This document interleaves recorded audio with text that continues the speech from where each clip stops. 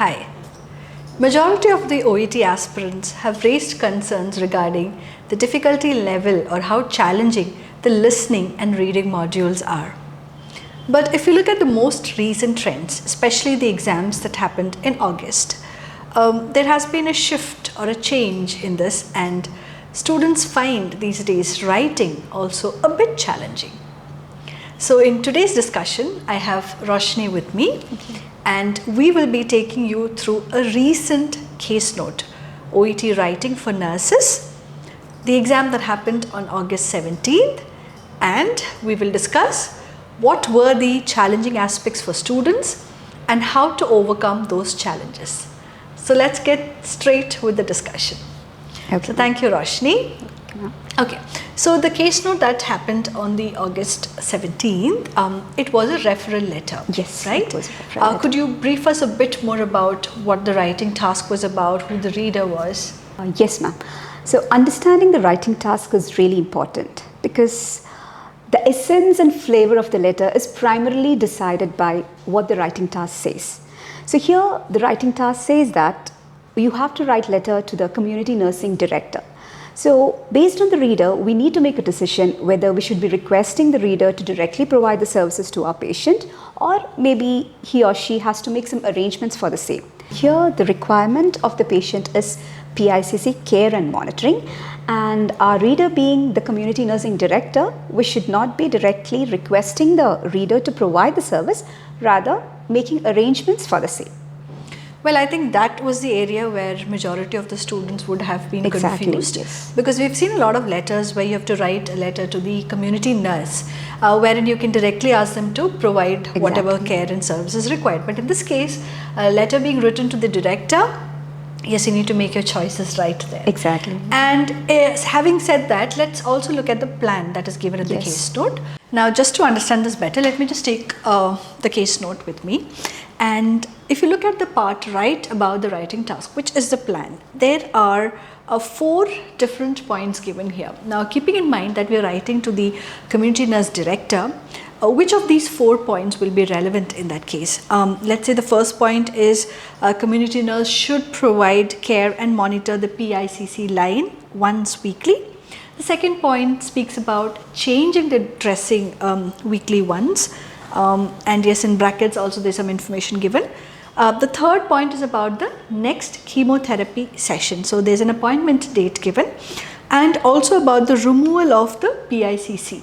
An anticipated date has been given. So which do you think out of these 4 are the most relevant bit of information to be added in the letter? Yes, now when we look through the points in the discharge plan, the first 2 points are of course relevant because they completely talk about catheter care and monitoring, and they are to be provided by the community nurse. Even though it's to be provided by the community nurse, the community nursing director will have to make arrangement for the same.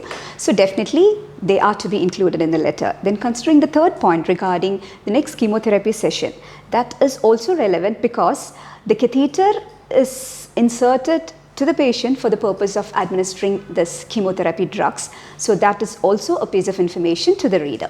Then considering the last point as to up to when this catheter will be there in place, it is also necessary to update the reader regarding the same, because the reader can have an understanding on for how long the service will have to be extended to the patient.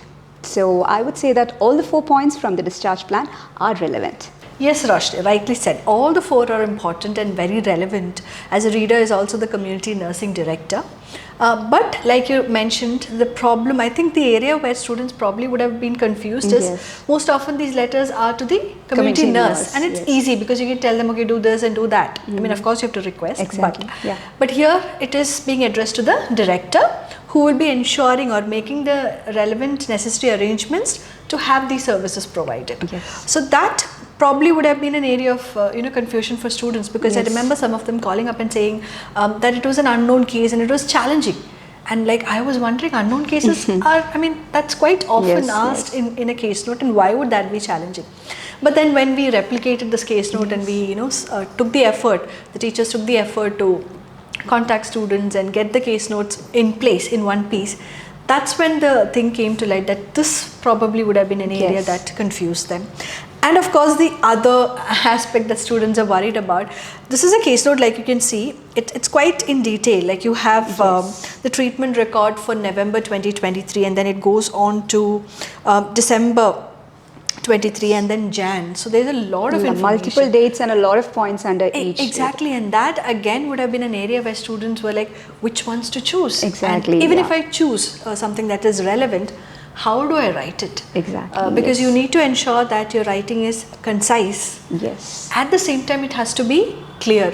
Okay, so let's just take an example. So probably you can choose which one do you think we should speak about?